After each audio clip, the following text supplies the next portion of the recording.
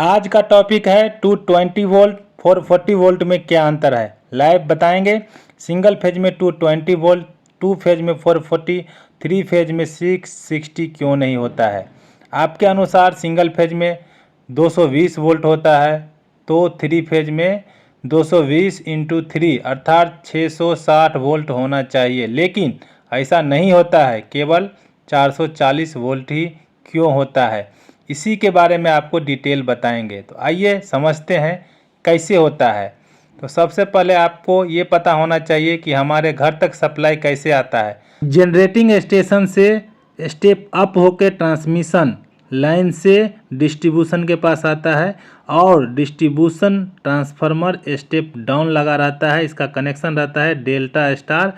इसके बाद हम लोग कंजप्शन करते हैं, तो वही है उसका पूरा डिटेल, जनरेटिंग, ट्रांसमिशन, डिस्ट्रीब्यूशन, उसके बाद कंजप्शन।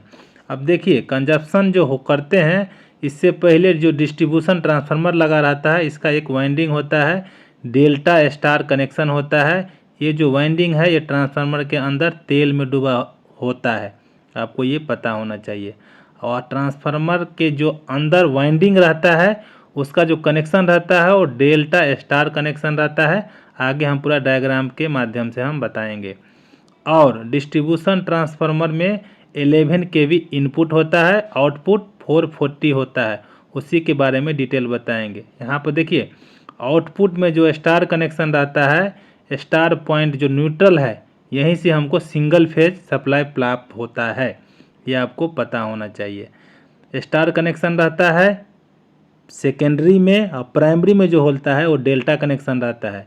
और स्टार पॉइंट को हम ग्राउंडिंग करते हैं। ग्राउंडिंग इसीलिए करते हैं क्योंकि अनबैलेंस लोड के कारण किसी कारणवश न्यूट्रल में करंट आता है तो ये ग्राउंड में चल जाता है। न्यूट्रल का जो वोल्टेज होता है हमेशा जीरो होना चाहिए, ये आपको पता होना चाहिए, उसके बाद ही आप आगे समझ सकते हैं।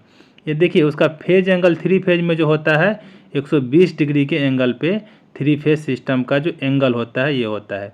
जब हम सिंगल फेज की बात करते हैं तो इसका अर्थ होता है दो तार, अर्थात एक फेज और एक न्यूट्रल। सिंगल फेज वोल्टेज का अर्थ है फेज और न्यूट्रल तार के बीच का वोल्टेज, उसी को हम सिंगल फेज बोलते हैं।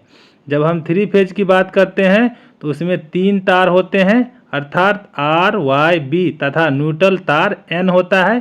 थ्री फेज सिस्टम में दो तरह के वोल्टेज होते हैं, इसमें एक लाइन वोल्टेज होता है और दूसरा जो होता है फेज वोल्टेज होता है। तो आगे हम लाइन वोल्टेज और फेज वोल्टेज क्या होता है उसका डिटेल हम बताएंगे। वो आपको देखिए जो ट्रांसफार्मर होता है उसका हम सेकेंडरी मतलब कि जो स्टार कनेक्शन रहता है उसी में होता है। लाइन वोल्टेज का अर्थ होता है किसी भी दो फेज के बीच का वोल्टेज, मतलब कि दो phase R Y Y B या आर और बी के बीच का जो वोल्टेज होता है उसी को हम लाइन वोल्टेज बोलते हैं। थ्री फेज सिस्टम में जो फेज वोल्टेज होता है किसी एक फेज मतलब आर वाई बी होगा, एक होगा, दूसरा जो होगा वो न्यूट्रल होगा, तो उसको हम फेज वोल्टेज बोलेंगे। अब आप समझ गए होंगे दो फेज के बीच में लाइन वोल्टेज होता है और एक फेज और न्यूट्रल के बीच में फेज वोल्टेज होता है। अब जानते हैं थ्री फेज सिस्टम में लाइन वोल्टेज और फेज वोल्टेज के बीच एक निश्चित संबंध होता है।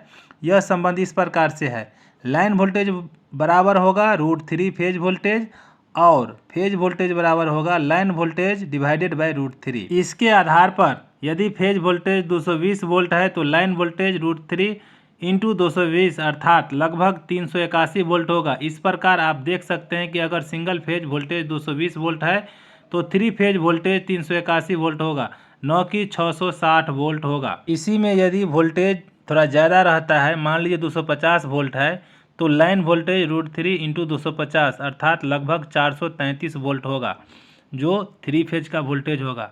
इस प्रकार आप देख सकते हैं कि अगर सिंगल फेज वोल्टेज 250 वोल्ट है तो थ्री फेज 433 वोल्ट होगा, न कि 660 वोल्ट होगा। तो आप समझ गए होंगे कि कैसे होता है। अब चलिए मैं लाइव दिखाता हूँ कि देखिए आर में है 243, वाई में है 244 और बी में है 246 वोल्टेज, उसको हम फेज वोल्टेज बोलते हैं। तो लाइन वोल्टेज कितना होगा, अब हम लाइन वोल्टेज चेक करेंगे। लाइन वोल्टेज आर और वाई का 423 वोल्टेज है और Y और B का वोल्टेज है 423 वोल्टेज। अब हम B और R का वोल्टेज है 424 वोल्टेज। तो दोस्तों मैं उम्मीद करता हूँ कि ये वीडियो आपको अच्छा लगा होगा।